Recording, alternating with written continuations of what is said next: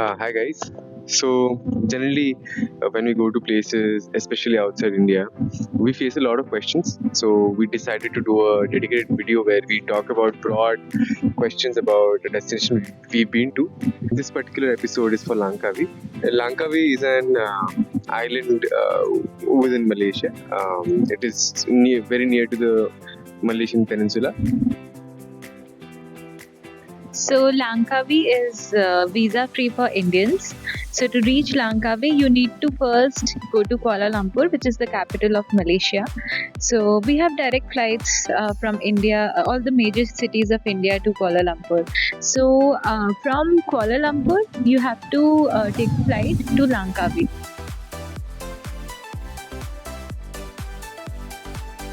But it's actually better to take a layover in Kuala Lumpur, because what we did is that we had an 11-hour layover in Kuala Lumpur. We went to Kuala Lumpur city. We explored Batu Caves, we explored Petronas Twin Towers and the KLC Towers and all the places in the city center area. Currency is Malaysian ringgit. What works in Kuala Lumpur also works in Langkawi. Malaysia overall is very good, has very good coverage of credit card acceptance. Even though in Langkawi particularly we faced a lot of vendors asking for cash or a UPI kind of scanner. So we tried to register with the UPI kind of scanner, but it was a bit hassle. I think we failed twice. So after that we stopped. We just took some cash from a nearby exchange. Exchange rates are not particularly good for dollars or for rupees. By the way, you can exchange rupees here. You don't have to bring dollars. Overall, both INR and USD don't have a great exchange rate for ringgit. But other than that, we had a decent experience with the way we spend money. Cards were broadly accepted. One note, as always, airports offer very bad rates, like very, very bad rates. Now let's talk about the transport. So here in Malaysia, we have the Grab app, which is like Uber or Ola that we have in India. Cabs and everything, Grab is the app. Add a credit card before you come to Malaysia. Back in India only you can add the credit card, so you will not face any hassle that you have to have cash at hand. And coming to Langkawi, we have like the public transport is not that strong. You can rent a scooty or a car. So scooty rentals are quite affordable. Even the car rental is affordable, and it is advisable to get a scooty or a car on rent, because the petrol rates are very less over here, almost half the price of India. So you can just refill your fuel and you would be good to go. Regarding scooty rental or car rental, your international license should have your class of vehicle for which you're renting. So basically my international license only had the class of car, so I was not allowed to rent out a scooter. The rentals for scooties is a very subjective matter, because some people give it for a very good rate, 18 ringgit, 20 ringgit per day. But most people that we've been to, they give you a very high rate, 35 ringgit, 40 ringgit per day, and only if you take for high number of days, like more than 1 week, is when they say that okay, 20 ringgit or 18 ringgit. There's no negotiation much. On the contrary, Langkawi is very sunny, so a blessing in disguise that we actually rented a car, and it's much better. We got a rate of 60 ringgit per day, regardless of the duration we want to rent it for, and there was a deposit amount, but other than that it was pretty decent. So people in Langkawi are very nice, very sweet, and they're always excited to see the tourists. And one thing which I really loved about Langkawi and Malaysia on the whole is that the women are very empowered. We saw a lot of women drivers over here. Taxi drivers are women, and then we rented our car from a women driver. Plus all the shops, most of the shops and the restaurants were taken care by the women. We had a good time. We had a great interaction with many Malaysian people. Somewhat my experience was different at tourist sites, which is very unlikely. Like, we expect good behavior at the tourist spots, but rather the local local markets treated us well, but at supermarkets and at tourist spots, especially the Sky Bridge, and during our island hopping tour as well, I somewhat felt that there is a slight discrimination against Indians. During a fire show in Chennai, like that was a very well-established cafe on the beach. Only there were two Indian couples, and all of them was a mix of other nationalities. Everybody ordered drinks, but only two tables were not waited that night, and those were ours. We waited for 1.5 hours for drinks to come, and after that we just left. So one thing that, yeah, I'm not sure why this is happening. Is this It might not be deliberate.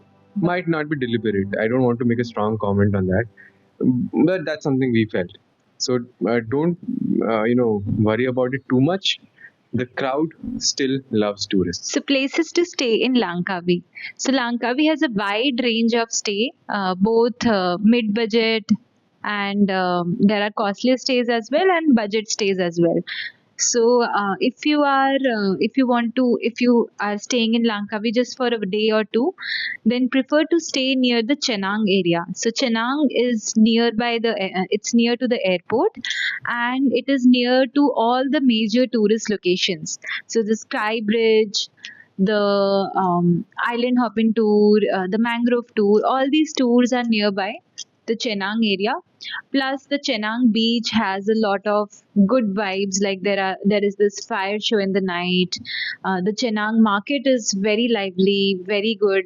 So it's actually like it would be good if you stay in Chenang. So we preferred a more reasonable stay, though a little bit far. The Kua is another area which is very popular for tourists. If you're not staying in Chenang, most probably your hotel is in Kua area.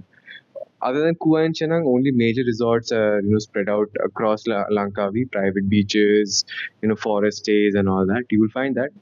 But we chose a hotel in Kua, very reasonable stay, very reasonable budget, and has all the amenities. We have a small market also nearby, and very close to Maha Towers. Commercially also, it's viable. Coming to the places to visit.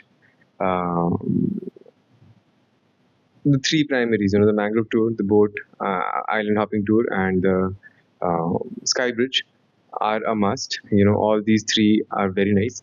Then we have the Maha Tower, the Eagle Square. These are things that you have already heard about.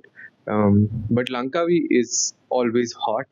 So the island hopping tour and the mangrove tour can feel very heavy, especially if you're not selecting the morning tour. We could not set the morning tour, but in the afternoon tour, we were completely exhausted.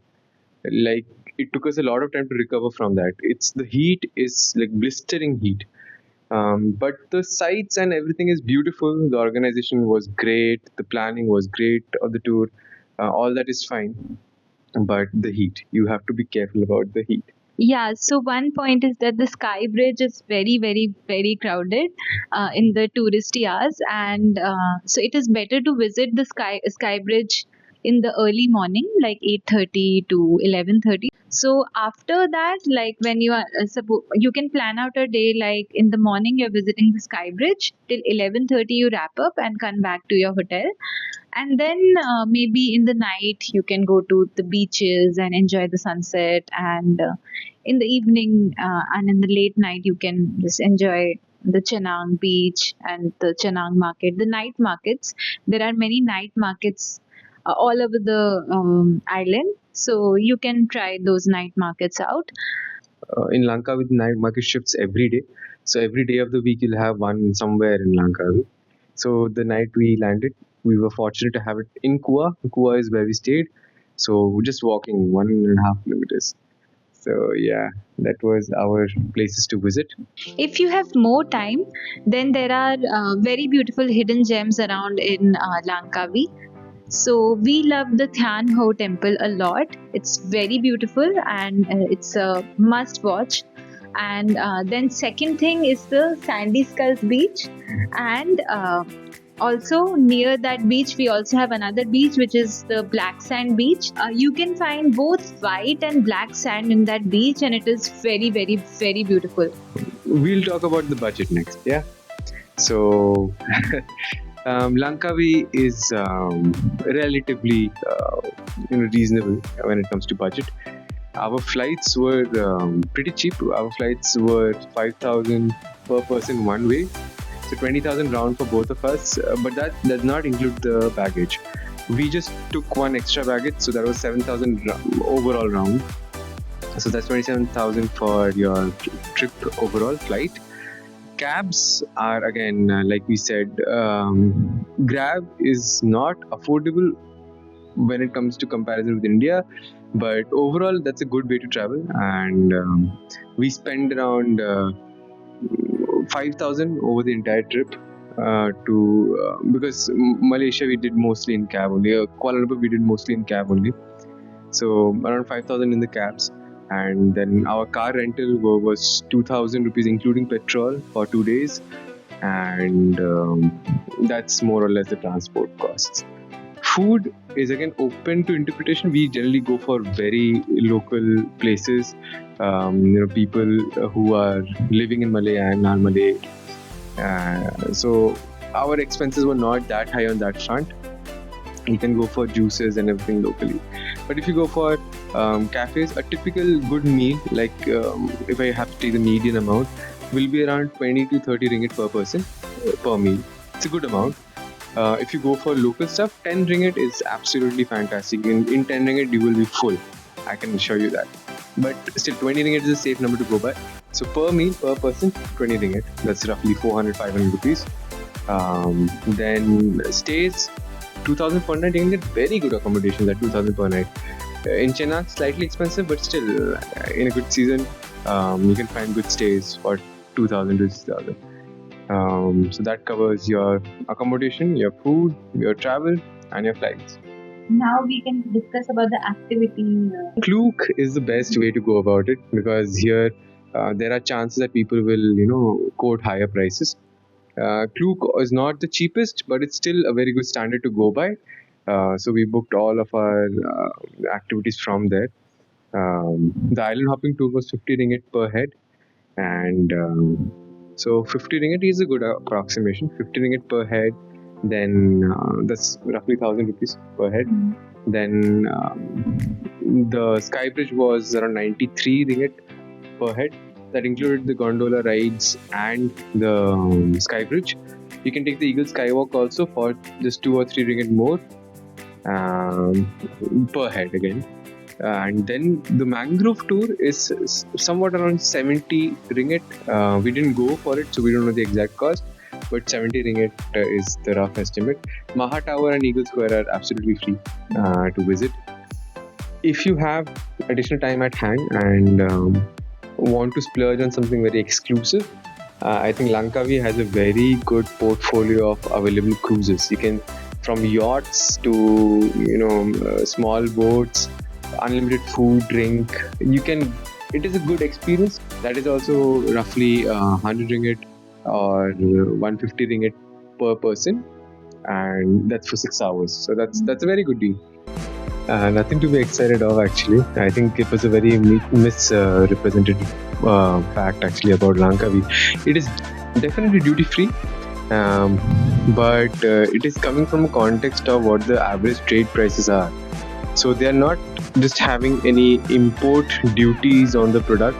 So compared to mainland Malaysia, the acquisition price of a product here is cheaper.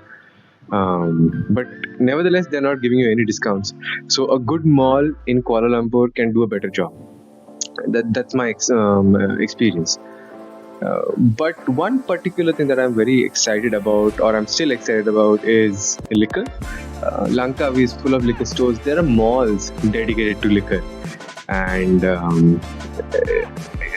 the prices are really, really good. So it's like truly that one duty-free item that is having a lot of duty everywhere in the world.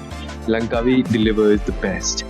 A typical wine bottle that costs around 2,000 or 3,000 in India, Indian duty-free, I'm talking about Delhi International Duty-Free Market, it's still here around 1,700, 1,800. That's fantastic. That's something you can definitely bulk up on. You have a cap of 2 liters per person per passport. So that's the cap you have. Also, the second item is chocolates. Again, malls dedicated to chocolates. But there is a twist. So, if there is a chocolate that is particularly found in India, in Indian markets as a native Indian product, something like Cadbury or Kit Kat, so these are not very attractive here. The pricing is still what higher than India. But imported chocolates, Toblerones, some German chocolates, Milikas and all that, M&Ms, these are very attractive here. So with that, I think we have answered most of the questions. And if you have any, please do drop comments. We will try our best to go for a prompt reply. And do like, share, and subscribe. Travel Gradient.